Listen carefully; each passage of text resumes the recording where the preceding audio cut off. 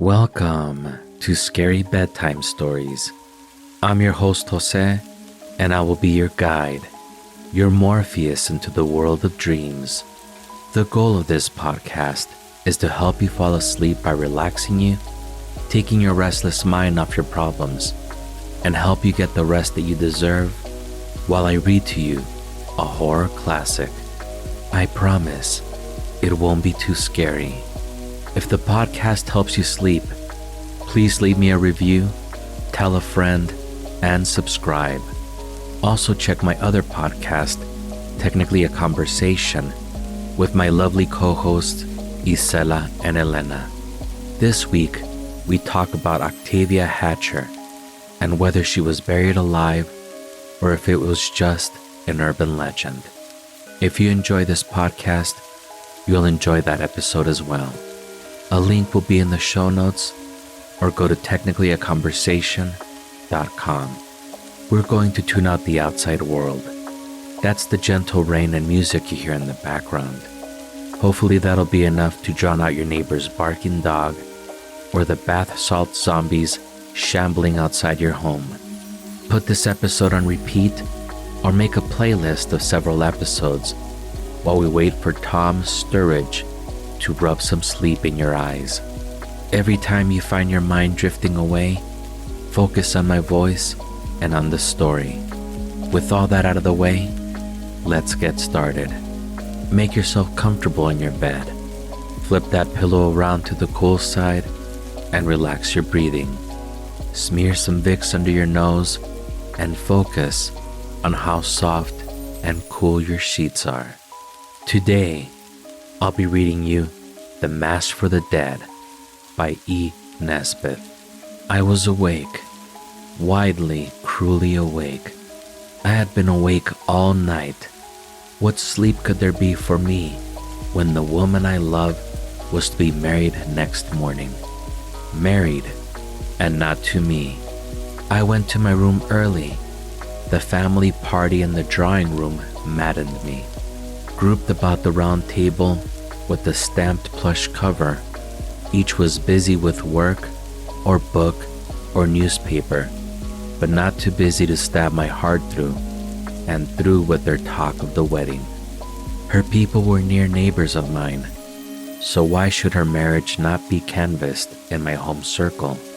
They did not mean to be cruel. They did not know that I loved her, but she knew it. I told her, but she knew it before that. She knew it from the moment when I came back from 3 years of musical study in Germany. Came back and met her in the wood where we used to go nutting when we were children. I looked into her eyes, and my whole soul trembled with thankfulness that I was living in a world that held her also. I turned and walked by her side through the tangled green wood, and we talked of the long ago days, and it was, "Have you forgotten? And do you remember?" till we reached her garden gate. Then I said, "Goodbye. No, auf Wiedersehen, and in a very little time, I hope." And she answered, "Goodbye. By the way, you haven't congratulated me yet." "Congratulated you?" "Yes. Did I not tell you? I am to marry Mr. Benoliel next month." And she turned away and went up the garden slowly. I asked my people, and they said it was true. Kate, my dear playfellow, was to marry this Spaniard, rich, willful, accustomed to win, polished in manners and base in life. Why was she to marry him?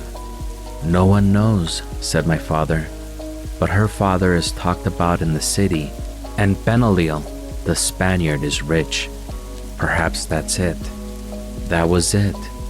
She told me so when, after 2 weeks spent with her and near her, I implored her to break so vile a chain and to come to me, who loved her, whom she loved. "You are quite right," she said calmly. We were sitting in the window seat of the oak parlor in her father's desolate old house. "I do love you, and I shall marry Mr. Benoliel." "Why?" Look around you and ask me why, if you can. I looked around on the shabby bare room with its faded hangings of sage green moreen, its threadbare carpet, its patched, washed out chintz chair covers. I looked out through the square, latticed window at the ragged, unkempt lawn, at her own gown of poor material, though she wore it as queens might desire to wear ermine, and I understood. Kate is obstinate. It is her one fault. I knew how vain would be my entreaties, yet I offered them. How unavailing my arguments, yet they were set forth. How useless my love and my sorrow, yet I showed them to her. No, she answered, but she flung her arms around my neck as she spoke, and she held me as one may hold one's best treasure. No, no, you are poor, and he is rich. You wouldn't have me break my father's heart. He's so proud, and if he doesn't get some money next month, he will be ruined. I'm not deceiving anyone. Mr. Benoliel knows I don't care for him, and if I marry him, he is going to advance my father a large sum of money. Oh, I assure you that everything has been talked over and settled. There is no going from it. Child, child, I cried, how calmly you speak of it. Don't you see that you're selling your soul and throwing mine away? Father Fabian says I'm doing right, she answered, unclasping her hands, but holding mine in them, and looking at me with those clear gray eyes of hers. Are we to be selfish in everything else, and in love to think that only of our own happiness? I love you, and I shall marry you. Would you rather the positions were reversed? Yes, I said, for then I would make you love me. Perhaps he will, she said bitterly. Even in that moment, her mouth trembled with the ghost of a smile. She always loved to tease. She goes through more moods in a day than most other women in a year. Drowning the smile came tears, but she controlled them, and she said, "Goodbye. You see I am right, don't you? Oh, Jasper, I wish I hadn't told you I loved you. It will only make you more unhappy." "It makes my one happiness," I answered. "Nothing can take that from me, and that happiness he will never have. Say again that you love me." "I love you, I love you, I love you." With further folly of tears and mad loving words we parted, and I bore my heartache away, leaving her to bear hers into her new life. And now she was to be married tomorrow, and I could not sleep. When the darkness became unbearable, I lighted a candle and then lay staring vacantly at the roses on the wallpaper, or following with my eyes the lines and curves of the heavy mahogany furniture. The solidity of my surroundings oppressed me. In the dual light, the wardrobe loomed like a hearse, and my violin case looked like a child's coffin. I reached a book and read till my eyes ached and the letters danced a pas fantastique up and down the page. I got up and had 10 minutes with the dumbbells. I sponged my face and hands with cold water and tried again to sleep. Vainly, I lay there, miserably wide awake. I tried to say poetry, the half-forgotten tasks of my school days even, but through everything ran the refrain, "Kate is to be married tomorrow, and not to me, not to me." I tried counting up to 1,000. I tried to imagine sheep in a lane, and to count them as they jumped through a gap in an imaginary hedge. All the time-honored spells with which sleep is wooed, vainly. Then the waits came, and the torture to the nerves was superadded to the torture of the heart. After 15 minutes of carols, every fiber to me seemed vibrating in an agony of physical misery.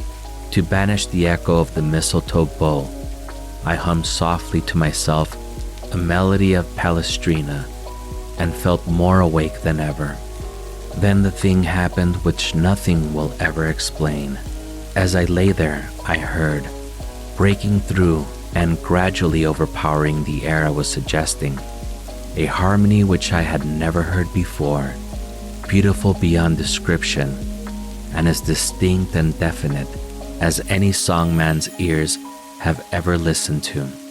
My first half-formed thought was, more weights, but the music was choral music, true and sweet. With it mingled an organ's notes, and with every note the music grew in volume. It is absurd to suggest that I dreamt it, for still hearing the music, I leapt out of bed and opened the window. The music grew fainter. There was no one to be seen in the snowy garden below. Shivering, I shut the window. The music grew more distinct, and I became aware that I was listening to a mass, a funeral mass, and one which I had never heard before. I lay in my bed and followed the whole course of the office. The music ceased. I was sitting up in bed, my candle alight, and myself as wide awake as ever, and more than ever possessed by the thought of her. But with a difference. Before, I had only mourned the loss of her.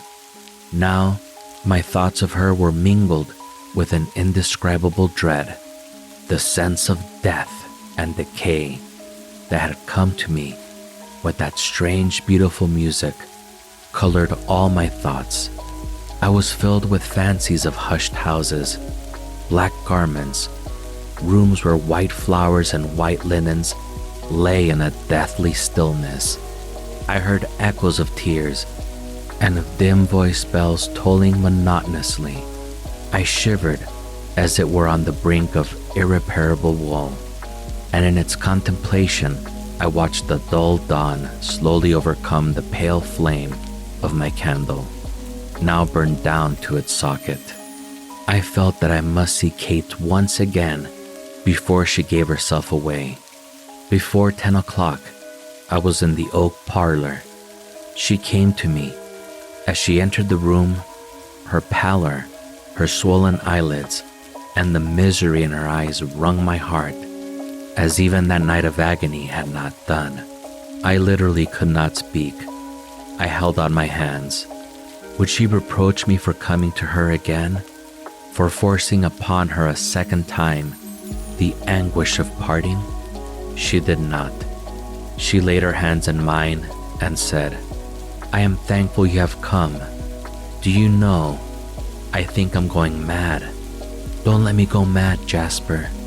The look in her eyes underlined her words. I stammered something and kissed her hands. I was with her again, and joy fought again with grief. I must tell someone. If I am mad, don't lock me up. Take care of me, won't you? Would I not? Understand, she went on. It was not a dream. I was wide awake, thinking of you.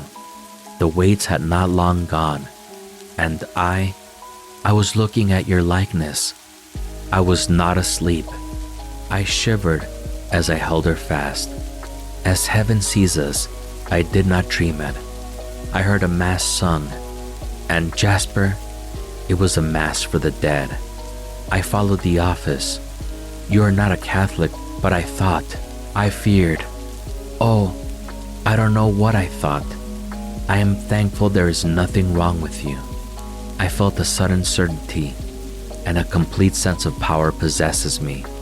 Now, in this her moment of weakness, while she was so completely under the influence of a strong emotion, I could and would save her from Benoliel, and myself from lifelong pain. Kate, I said, I believe it is a warning. You shall not marry this man. You shall marry me, and none other. She leaned her head against my shoulder. She seemed to have forgotten her father and all the reasons for her marriage with Benoliel. You don't think I'm mad? No? Then take care of me. Take me away. I feel safe with you. Thus, all obstacles vanished in less time than the length of a lover's kiss. I dare not stop to consider the coincidences of supernatural warning, nor what it might mean. Face to face with crowned hope, I am proud to remember that common sense held her own. The room in which we were had a French window. I fetched her garden hat and a shawl from the hall, and we went through the still, white garden. We did not meet a soul. When we reached my father's garden, I took her in by the back way to the summer house and left her, though I was half afraid to leave her while I went into the house. I snatched my violin and checkbook, took all my spare money, scrawled a line to my father, and rejoined her. Still, no one had seen us. We walked to a station 5 miles away, and by the time Ben O'Leil would reach the church, I was leaving Doctor's Commons with a special license in my pocket. 2 hours later, Kate was my wife, and we were quietly and prosaically eating our wedding breakfast in the dining room of the Grand Hotel. "And where shall we go?" I said. "I don't know," she answered, smiling. "You have not much money, have you?" "Oh dear me, yes. I am not rich, but I am not absolutely a church mouse." "Could we go to Devonshire?" she asked, twisting her new ring round and round. "Devonshire? Why, that is where—" "Yes, I know. Ben O'Leil arranged to go there, Jasper." "I'm afraid of Ben O'Leil." "Then why—" "Foolish person," she answered. "Do you think that Ben O'Leil will be likely to go to Devonshire now?" We went to Devonshire. I had had a small legacy a few months earlier, and I did not permit money cares to trouble my new and beautiful happiness. My only fear was that she would be saddened by thoughts of her father, but I am thankful to remember that in those first days, she too was happy. So happy that there seemed to be hardly room in her mind for any thought but of me. And every hour of every day, I said to my soul, but for that portent, whatever it boded, she might have been not my wife, but this. The first 4 or 5 days of our marriage are flowers that memory keeps always fresh. Kate's face had recovered its wild rose bloom, and she laughed and sang and jested and enjoyed all our little daily adventures with the fullest, freest-hearted Gately. Then I committed the supreme imbecility of my life, one of those acts of folly on which one looks back all one's life with a half stamp of the foot, and the unanswerable question, how on earth could I have been such a fool? We were sitting in a little sitting room, hideous in intention, but redeemed by blazing fire, and the fact that two were there, sitting hand in hand, gazing into the fire and talking of their future and of their love. There was nothing to trouble us. No one had discovered our whereabouts, and my wife's fear of Ben O'Leil's revenge seemed to have dissolved before the flame of our happiness. And as we sat there, peaceful and untroubled, the imp of the perverse jogged my elbow, as alas, he does so often, and I was moved to tell my wife that I too had heard that unearthly midnight music, that her hearing of it was not, as she had grown to think, a mere nightmare, a strange dream, but something more strange, more significant. I told her how I had heard the Mass for the dead and all the tale of that night. She listened silently, and I thought her strangely indifferent. When I had finished, she took her hand from mine and covered her face. I believe it was a warning to us to flee temptation. We ought never to have married. Oh, my poor father. Her tone was one that I had never heard before. Its hopeless misery appalled me, and justly, for no arguments, no entreaties, no caresses could win my wife back to the mood of an hour before. She tried to be cheerful, but her gaiety was forced, and her laughter stung my heart. She spoke no more about the music, and when I tried to reason with her about it, she smiled a gloomy little smile and said, "I cannot be happy. I will not be happy. It is wrong. I have been very selfish and wicked. You think me very idiotic, I know, but I believe there is a curse on us. We shall never be happy again." "Don't you love me anymore?" I asked like a fool. "Love you?" She only repeated my words, but I was satisfied on that score. But those were miserable days. We loved each other passionately, yet our hours were spent like those of lovers on the eve of parting. Long, long silences took the place of foolish little jokes and childish talk which happy lovers know. And more than once, walking in the night, I heard my wife sobbing and feigned sleep, with the bitter knowledge that I had no power to comfort her. I knew that the thought of her father was with her always, and that her anxiety about him grew day by day. I wore myself out in trying to think of some way to divert her thoughts from him. I could not indeed pay his debts, but I could have him to live with us, a much greater sacrifice, and having a good connection, both as a musician and composer, I did not doubt that I could support her and him in comfort. But Kate had made up her mind that the disgrace of bankruptcy would break her father's heart, and my Kate is not easy to convince or persuade.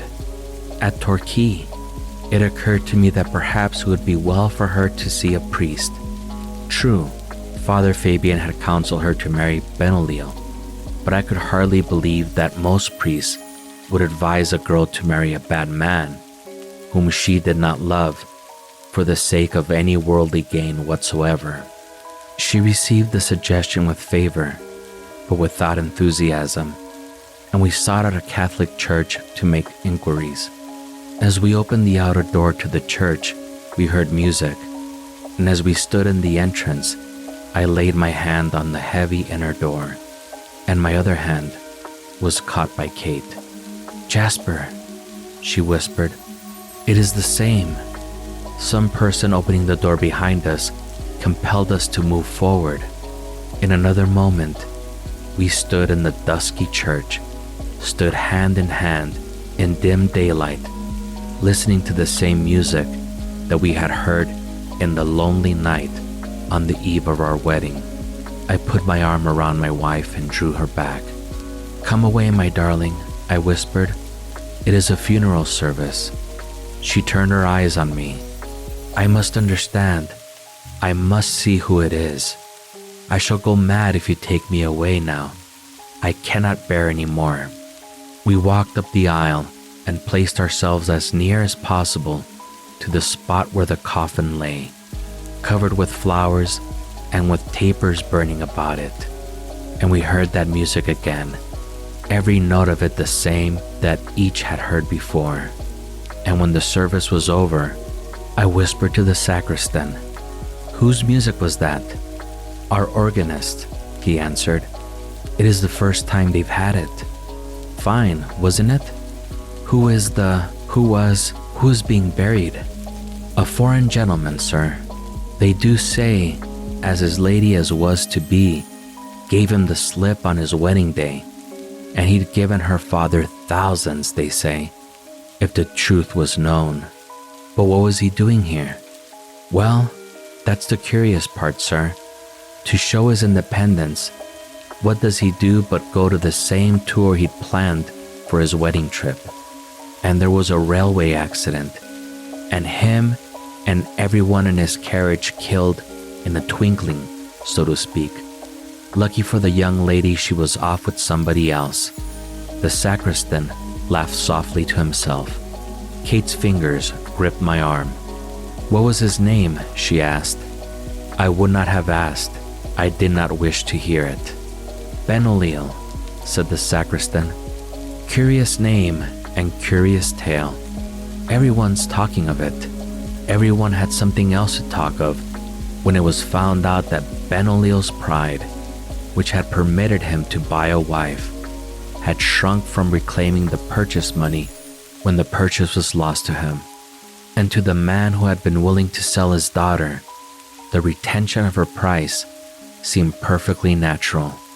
From the moment when she heard Benoliel's name on the sacristan's lips, all Kate's gaiety and happiness returned.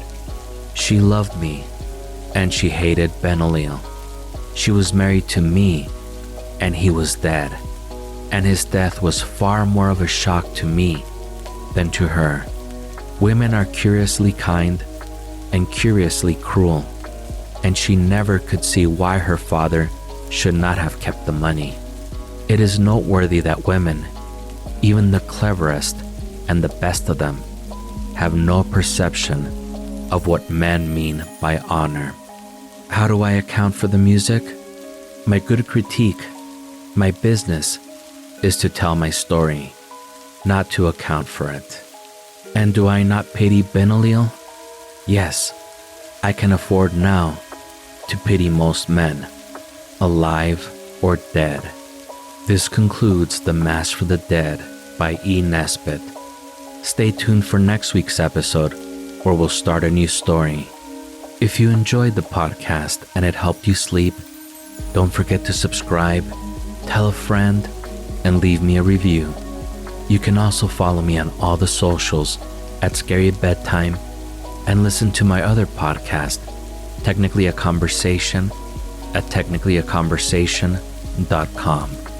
All the links will be in the show notes. Have a good night.